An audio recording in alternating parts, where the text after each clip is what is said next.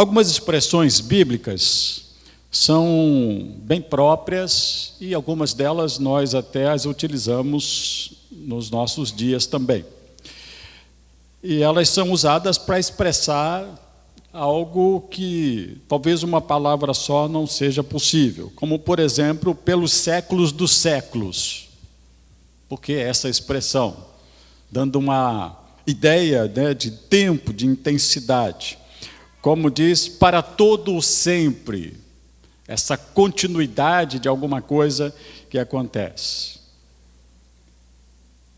A Bíblia usa a expressão nunca e nunca mais também de maneira muito interessante, para expressar essa intensidade, medidas de tempo, de ação de Deus e assim por diante. Eu quero me deter nessas duas palavras, ou nessas duas expressões, uma nunca e o nunca mais. Como hoje de manhã eu fiz menção, pelo menos a dois momentos onde o Senhor usou esta expressão nunca mais. Eu creio que eu e você já utilizamos essa expressão também em algum momento. Quem nunca falou nunca?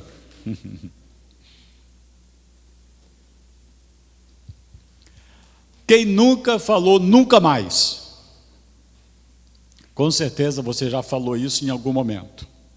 Por exemplo, você foi em algum restaurante, alguma lanchonete, e você saiu de lá extremamente decepcionado, você falou o quê? Nunca mais eu como aqui nesse lugar. Nem sempre é a verdade, né? Assim, às vezes a gente volta naquele lugar. Você pode ter ido numa loja comprar alguma coisa e também se decepcionou, não foi muito feliz naquilo, e aí você fala a mesma coisa, nunca mais eu compro nessa loja, nunca mais eu vou a tal lugar. São expressões que a gente normalmente usa e vem assim com uma força, com uma intensidade muito grande, como se a gente quisesse deixar claro mesmo, olha, não quero mais saber disso. E assim, eu creio que você entendemos determinadas coisas que fazemos ou deixamos de fazer, que a gente inclui isso. Isso envolve lugares que a gente frequenta, isso envolve inclusive os nossos relacionamentos, quando alguns de nós até por decepções pessoais, relacionais, nunca mais eu falo com você. Tem gente que está de mal até hoje com alguém e está firmado no negócio, mas está ali essa intensidade do nunca mais ou do nunca, né? Como, por exemplo, os casais devem já ter falado em algum momento, eu nunca vou deixar de amar você. Não falou, não? Alguns não arriscam falar com medo de nesse nunca acontecer, não é verdade? Eu nunca vou te deixar. Olha que coisa bacana que falar, né? É uma maneira da gente dizer, olha, estou empenhado nisso. Há uma intensidade nessa afirmação. Enfim, a gente poderia aqui ficar pensando, imaginando algumas situações onde a gente já usou e quem sabe ainda vai usar o nunca ou o nunca mais. Eu quero trazer para a nossa reflexão, pelo menos alguns desses nunca e nunca mais que Deus usou, que estão na sua palavra.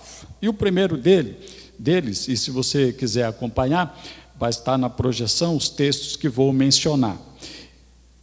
Profeta Jeremias, capítulo 23, no verso 36, o Senhor diz assim, nunca mais mencionem a expressão, esta é a mensagem da qual o Senhor me encarregou, senão essa palavra se tornará uma carga para aquele que a proferir. Porque vocês distorcem a palavra do Deus vivo, do Senhor dos exércitos, do nosso Deus. Obviamente que nós temos que respeitar o contexto onde Deus falou isso através da boca do profeta Jeremias, que, como já é declarado, é um profeta, mas Deus estava falando através deste profeta que haviam outros profetas e que eles nunca mais deveriam falar. Esta é a mensagem do Senhor. E se você ler esse contexto e o momento onde o profeta Jeremias está anunciando esta sentença divina a esses profetas, que necessariamente não eram falsos no sentido de serem, falarem as coisas que Deus não estava falando, mas estavam distorcendo aquilo que o Senhor de fato estava falando. E eu penso, meus irmãos, que o que nós temos que avaliar hoje e ter um discernimento em relação àqueles que de fato têm se levantado como profetas, aqueles que têm usado assim diz o Senhor e que na verdade não estão falando aquilo que Deus realmente está dizendo. E quando me refiro a esses profetas, trago para nós, pastores, esta responsabilidade e esta consciência. Mas trago também para nossa reflexão, para nós que estamos ouvindo, aqueles a quem nós atendemos, aqueles a quem nós estamos ouvindo, na expectativa de que de fato Deus esteja falando através deles para nós, além do que nós já temos na sua palavra. O primeiro que nós temos que fazer é conferir que aquilo que está sendo dito, aquilo que está sendo anunciado em nome do Senhor, se de fato está dentro do contexto da palavra de Deus na sua Bíblia. Até porque a própria palavra, o próprio Jesus afirmou que quanto mais se aproximasse a volta de Cristo, os falsos profetas apareceriam e eles iriam falar de tal maneira, e iam falar em nome do Senhor profeticamente a ponto de enganar muita gente, e diz o texto, se possível, até aqueles que já foram renovados, eleitos. Por isso, eu e você, meus irmãos, continuamos correndo um risco de estarmos ouvindo aqueles que se falam ou se dizem profetas e que falam em nome de Deus, mas não podem ser considerados como tais. E aí, eu chamo a sua atenção para isso, porque a palavra de Deus confirma, já naquela época, aquelas pessoas, aqueles profetas que se levantavam e diziam, esta é a mensagem que o Senhor me encarregou. Mentira. Quantos estão levantando as suas vozes em nome do Senhor, mas que estão simplesmente levando as pessoas, na sua boa fé até mesmo, em acreditarem em mentiras, em interesses pessoais ou interesses corporativos, porque me parece que, infelizmente, algumas igrejas têm se tornado, na verdade, corporações do que simplesmente lugares aonde o Senhor possa ser de fato o Senhor, o mestre, o dono. Por isso, meu irmão e minha irmã, eu penso que nesta noite você deve estar atento, assim como Deus estava falando para aqueles profetas através do profeta Jeremias, que nunca mais aqueles profetas deveriam falar em nome do Senhor, porque eles não estavam falando em nome do Senhor. Por isso, eu espero que nesta noite, esta palavra seja uma palavra de alerta para você. Mas o próprio profeta Jeremias, que estava sendo boca de Deus, que estava sendo de fato o profeta do Senhor, no capítulo 31, nos versos 33 e 34, diz o seguinte: esta é a aliança que farei com a comunidade de Israel depois daqueles dias, declara o Senhor. Porei a minha lei no íntimo deles e escreverei nos seus corações. Serei o Deus deles e eles serão o meu povo. Ninguém mais ensinará ao seu próximo, nem ao seu irmão, dizendo, conheça o Senhor, porque todos eles me conhecerão, desde o menor até o maior, diz o Senhor. Porque eu lhes perdoarei a maldade e nunca mais me lembrarei dos seus pecados. Que coisa extraordinária, meus irmãos, ouvir uma palavra divina, aonde o Senhor declara que nunca mais se lembraria dos nossos pecados. Ainda que, volto a dizer, nós temos que respeitar o contexto e quando Deus estava falando aquilo para aquele povo de Israel, mas esta realidade, este conceito de perdão de Deus persiste até hoje. Para nós que hoje nos consideramos o novo Israel, a igreja, os discípulos de Jesus, porque como povo de Deus, que era o povo de Israel, deveria estar em obediência ao Senhor, deveria estar cumprindo a lei, mas eles falharam também. Assim como nós, como discípulos de Jesus, deveríamos estar obedecendo a sua palavra, mas também nós falhamos. Portanto, este conceito de perdão se mantém até hoje para mim e para você. Assim como Deus estava chamando a atenção daquele povo e fazendo com que aqueles profetas se calassem e não falassem mais em nome do Senhor, porque não estavam sendo reais e verdadeiros, agora nós temos uma palavra de confirmação de que o nosso Deus é um Deus capaz de esquecer, porque o que ele está dizendo com esta expressão nada mais é do que isso: nunca mais me lembrarei. Eu e você não temos a capacidade de fazer isso, não é verdade? Eu penso que em alguns segundos você seria capaz de lembrar coisas que você fez de errado na sua infância. Eu sei que você seria capaz, sem precisar fazer nenhum grande esforço, de que você cometeu erros e falhas e pecados ao longo da sua vida até aqui. Facilmente você lembraria deles. Agora olha o que Deus está dizendo: eu nunca mais me lembrarei dos seus pecados. Isso significa, meus irmãos, que Deus está dizendo que a intensidade do perdão de Deus é algo extraordinário, que a intensidade com que Deus contempla os nossos pecados, nossos erros, e a maneira como Ele nos trata é de maneira quase que incompreensível para nós. Porque ao ponto desse Deus santo, e que requer de nós comprometimento, que requer de nós fidelidade, que requer de nós obediência, que requer de nós santidade, é capaz de dizer: eu nunca mais me lembrarei dos seus pecados. Mas ao mesmo tempo nós não podemos ouvir esta palavra e dizer: porque aí eu vou me tornar até um daqueles profetas que está falando alguma coisa errada. Não é simplesmente que a gente peca, continua pecando e Deus vai dizer: eu vou esquecer. Como que simplesmente Deus desse um tapinha nas nossas costas: tudo bem, eu sei que você falha mesmo, então pode continuar pecando e ir embora. Não é bem assim. Porque hoje nós temos na própria palavra de Deus profética também, que se nós confessarmos os nossos pecados, Ele é fiel e justo para nos perdoar. Então agora nós temos a realidade desse conceito pleno: eu nunca mais vou me lembrar desses pecados que você confessou. Ainda que a gente não consiga esquecer, Deus nos revela a intensidade do seu perdão, dizendo: eu nunca mais vou me lembrar daquilo que você fez de errado, dos seus pecados, quando você confessa e o deixa. Mas eu quero trazer para a sua reflexão pelo menos 2 nunca que Deus, e num deles foi o próprio Jesus quem usou. Em Mateus capítulo 7, no verso 21 e 23, ele diz assim: nem todo aquele que me diz Senhor, Senhor, entrará no reino dos céus, mas apenas aquele que faz a vontade de meu Pai que está nos céus. Muitos me dirão naquele dia: Senhor, Senhor, nós profetizamos em teu nome e realizamos muitos milagres.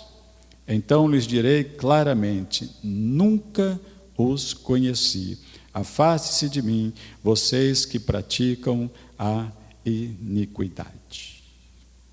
Agora, meus irmãos, nós temos uma palavra um tanto quanto dura e severa do Senhor, até porque Deus, na sua palavra, desde que Ele se revela, desde os profetas, desde os antigos até hoje, aquilo que se mantém na sua palavra, como eu estou dizendo, não é simplesmente que está tudo bem.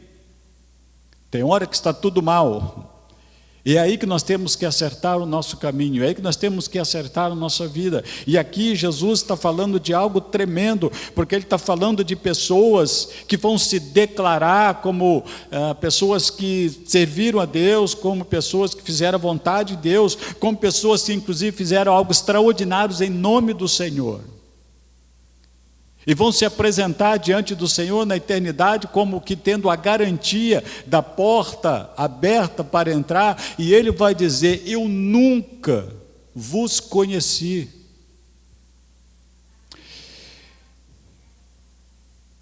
Então seria eu a pessoa que ia dizer para você que julgamento, como é esse julgamento que o Senhor faz? A única certeza que eu tenho, vinda da própria palavra do Senhor e do discernimento que Ele nos tem dado, é que Deus é justo.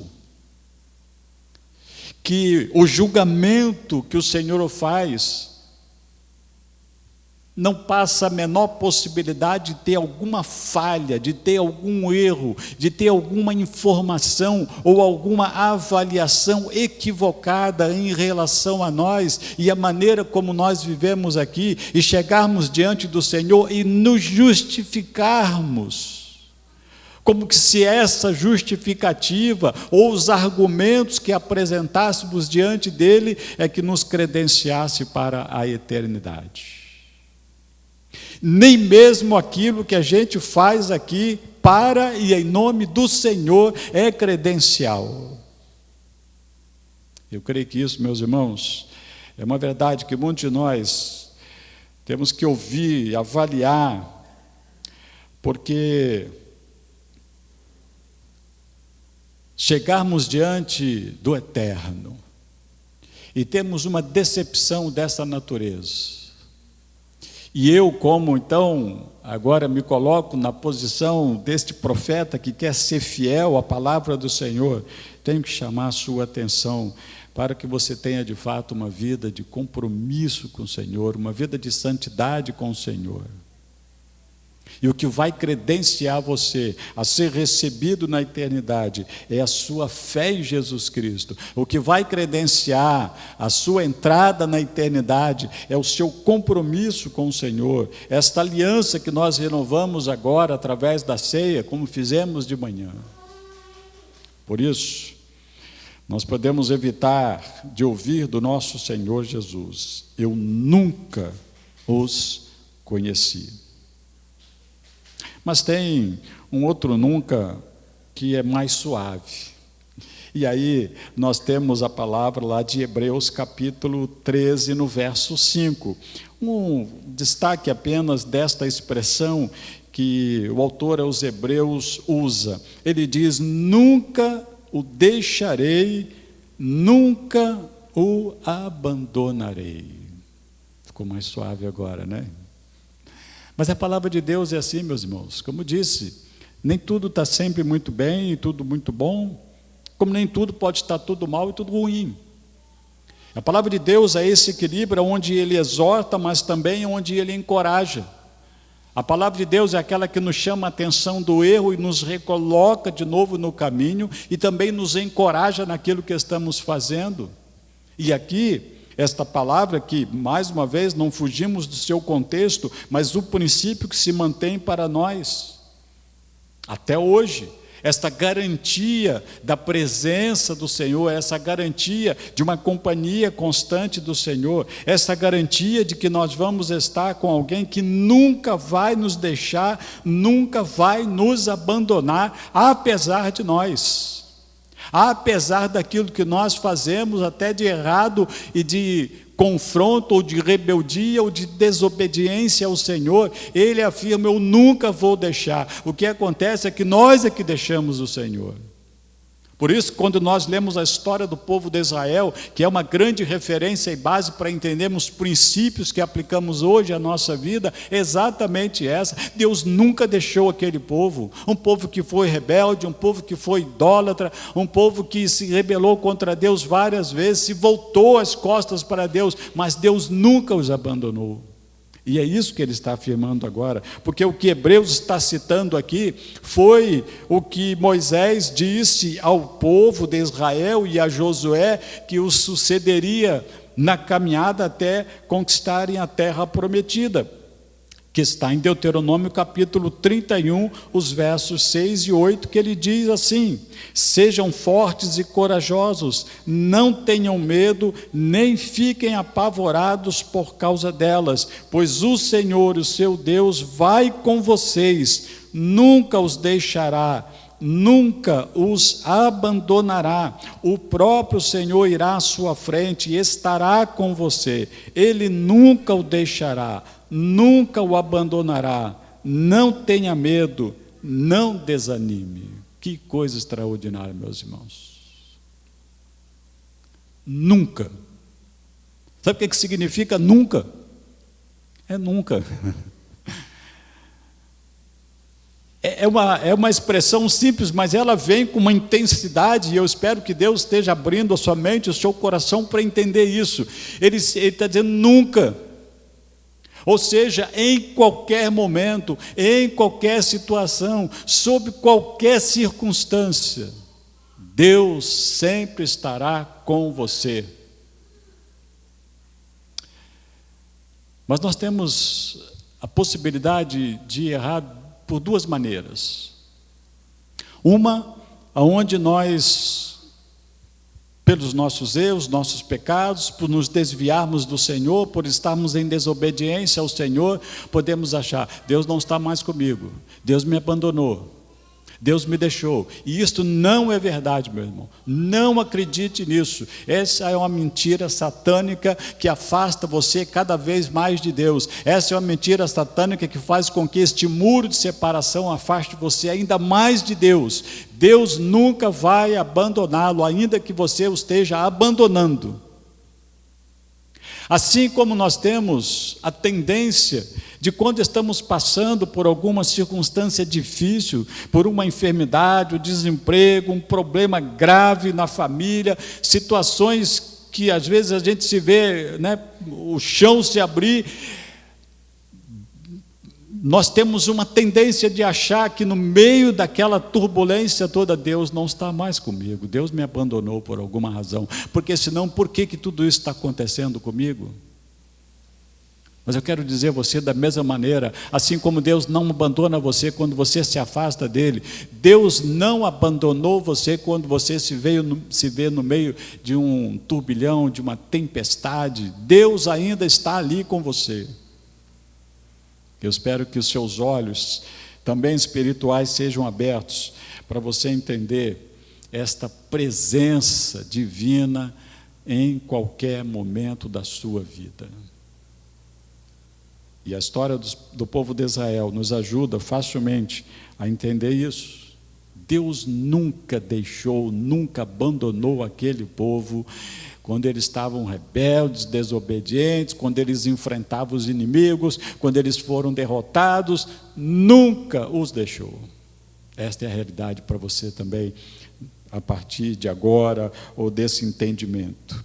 Mas a gente precisa aprender a fazer a leitura nessa balança divina entre graça de Deus, aonde nós temos um amor de Deus, o perdão de Deus, mas onde nós temos a justiça de Deus também sendo praticada. Por isso, nós temos esses dois lados para sermos conscientes de uma vida de compromisso, uma vida de servo de Deus, uma vida de obediência a Deus, e ao mesmo tempo a certeza de que Ele estará para sempre conosco. Mas eu quero terminar essa minha palavra com um nunca mais que também foi utilizado na Bíblia. Ele está lá no final, no último livro, no Apocalipse, capítulo 22, no verso 3. A Bíblia diz assim: nunca mais haverá maldição. O trono de Deus e do Cordeiro estará na cidade, e os seus servos o servirão. O evangelista João está numa ilha, E ali tem as visões que descreve tudo que está no livro de Apocalipse. E uma delas, ele ouve esta expressão de que um dia não haverá ou nunca mais haverá maldição. De que maldição será que João estava falando? De que maldição especificamente esse homem de Deus recebeu como revelação e escreveu para nós hoje estarmos meditando nela? Nunca mais haverá maldição. Se você conhece a Bíblia, sabe que lá no primeiro livro da Bíblia é descrito como ou que maldição entrou na humanidade. E a partir exatamente dessa entrada na maldição do mundo, aonde ocorreu por causa da queda do homem, e essa queda fez com que o homem se separasse de Deus, e ao se separar de Deus, ele passou a sofrer as consequências dessa separação, e essas consequências foram tão graves que agora o homem passou a experimentar não só a morte física, quanto a morte espiritual. Portanto, quando nós abrimos esse leque de maldição, de que agora o evangelista João está dizendo nunca mais haverá, é uma quebra desta maldição com que colocou toda a humanidade, que nós poderíamos resumir simplesmente numa palavra: pecado. Essa palavra que talvez alguns profetas de hoje, como do passado, não gostavam de falar, mas é ela, de fato, que define que maldição está ou continua sobre a vida de muitas pessoas ainda. É sobre esta maldição que a humanidade ainda caminha. Senão porque nós temos, meus irmãos, tanta desgraça neste mundo. Porque senão é por causa dessa maldição que temos tanto sofrimento, tanta miséria, tanta violência.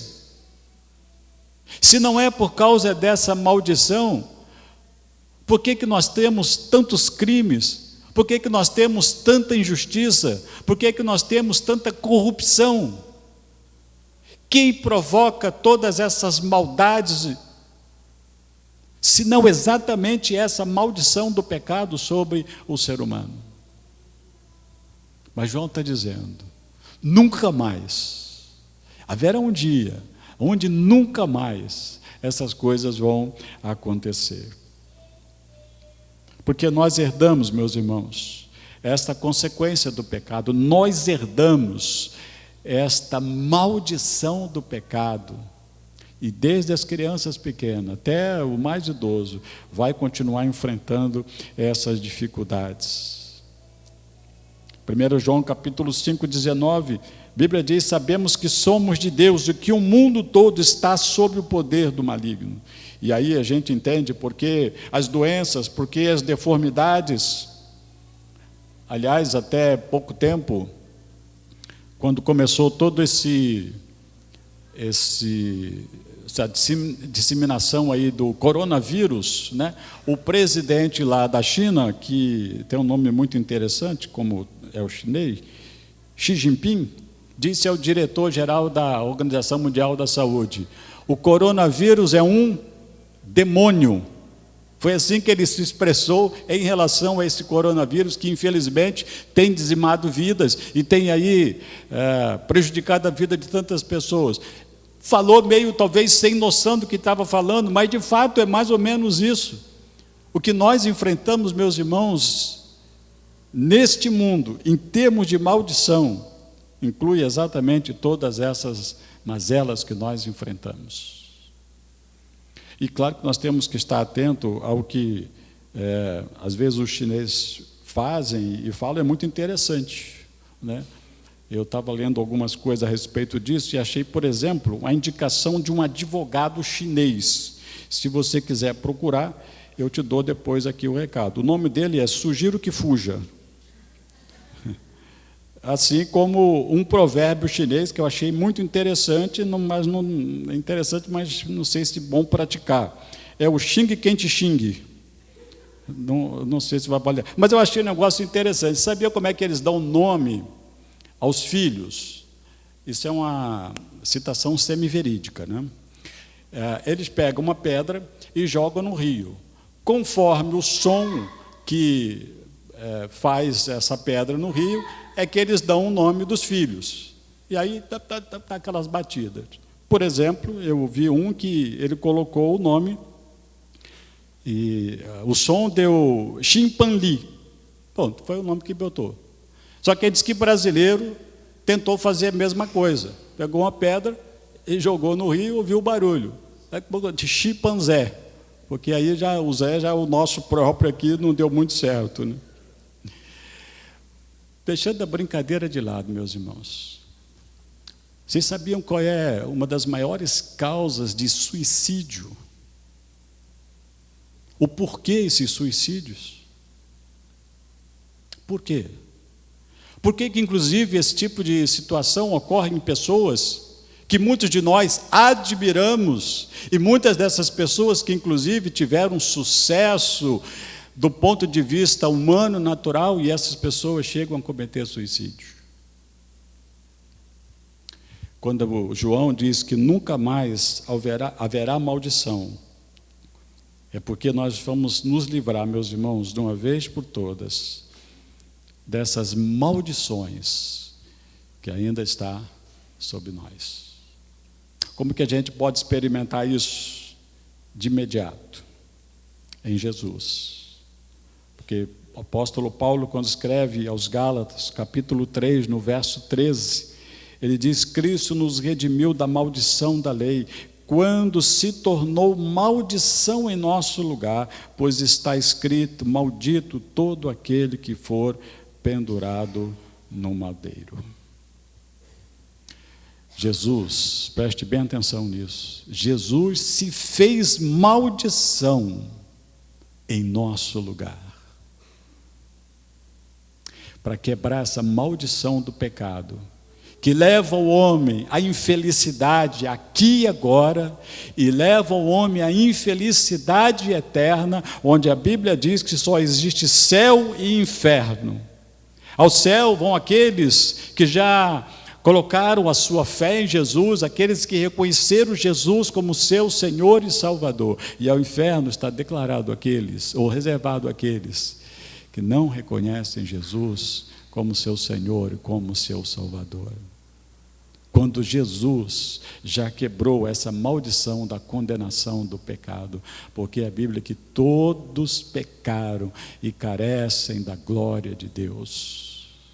Esse Deus já mostrou o seu amor, esse Deus já se mostrou revelado na pessoa de Jesus, que se tornou maldição em nosso lugar.